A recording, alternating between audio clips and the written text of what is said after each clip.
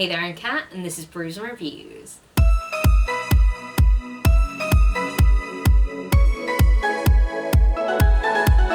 In today's video, I'm going to be doing the Cozy Christmas book tag. This was created by Call Me After Coffee, and we're just going to get straight into the questions. So, question number 1, Twinkling Lights. What is the most beautiful book you own? So my answer for this is the Illumicrate edition of Strange the Dreamer.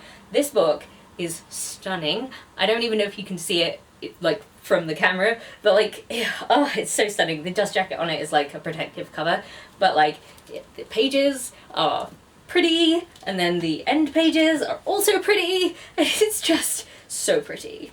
Look at that! So pretty. Yeah, I love it.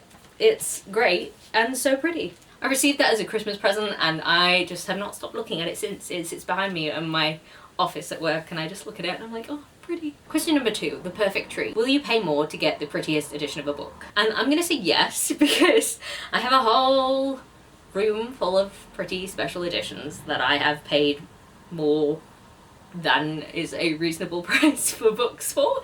But like, it's a collection. It's like a whole thing. I have them on nice display and I love them. And I do have to like sort of preface this that within reason I will pay more. Like if something is truly excessive, then I am like, oh no.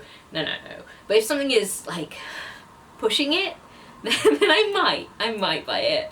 I try to be reasonable about it and I only really do it for books that I truly love and know that I would love to have a properly special edition of in my collection. So yes and no, mostly yes for specific books.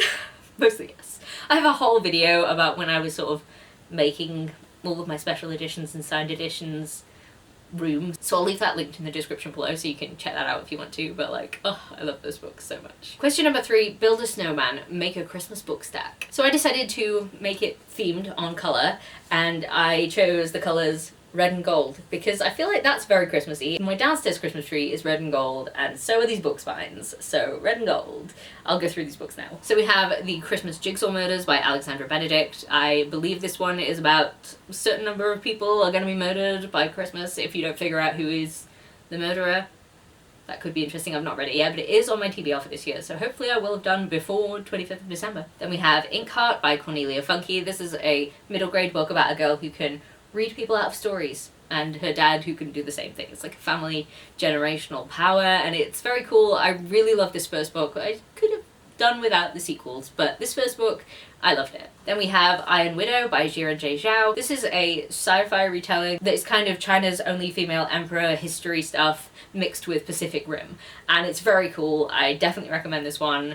It was great. Then we have Hero in the Shadows by David Gemmell. This is part of the Draenei series and the Third Waylander book. Can't really give too many spoilers about this, but it has an old man warrior in it, and you know how I love that. And lastly, we have The Lives of Saints by Leigh Bardugo. This is a sort of companion short story book that goes along with the Grishaverse books, and it has a bunch of stories about the saints that are featured in those books. Question number 4, Crackling Fire. What book makes you feel warm and cozy? So this series is a fairly recent read for me, even though like it's been out for ages for everyone else. I was just really slow to this party. It's Lore Olympus by Rachel Smythe.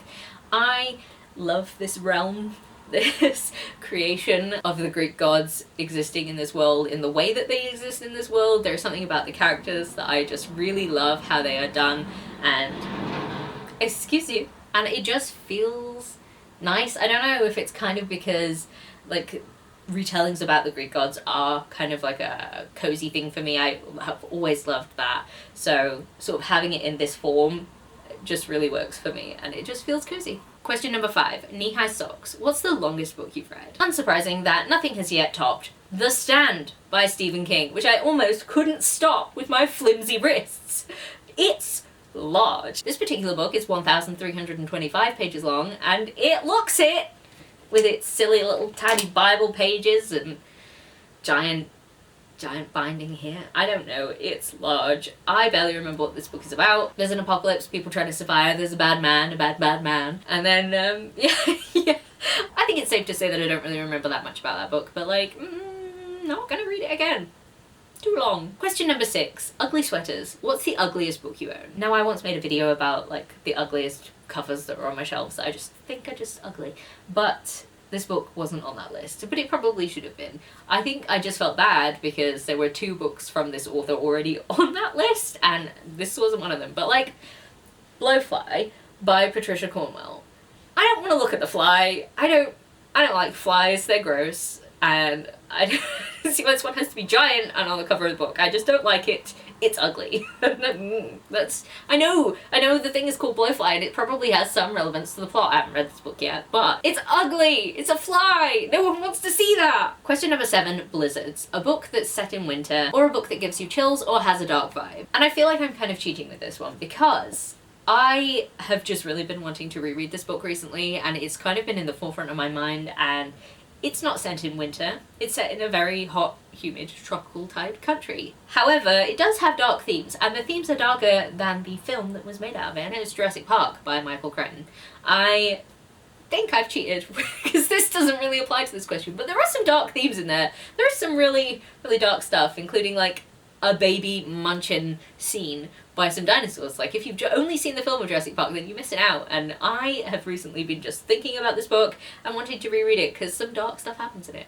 So it may be on my January TBR because I think I really, really want to reread this one. And then lastly, question number 8, Home for the Holidays. For the rereaders out there, are there any books that feel like going home? And if you've been on this channel for very long, then you probably know the answer that I'm going to give for this is Lord of the Rings. I can just pick this series up whenever and it will feel like home. It's the same way with watching the films. I just love it and it just makes me feel like, I don't know, happy and cozy and like nothing can be wrong here. Even though the whole books are about like this horrible, you know, evil coming into the world, I just think that there's so many positive things about it. It's like the opposite of toxic masculinity, and you just watch these like characters go on this journey and I love it. It's just, it makes me so happy and it just feels like home. So I could just read that whenever, however many times. As soon as I finish reading it, I could start reading it again. I love it so much. So yeah, Lord of the Rings. And there we have it. That is the Cozy Christmas book tag. I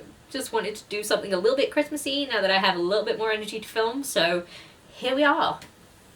Christmas. If you made it this far into the video and you've got nothing to say but you'd like to let me know you're here, then please just leave me a snowflake emoji. That would be great. And if you like this video, please leave a like, comment, subscribe, and I'll see you in the next one. Bye!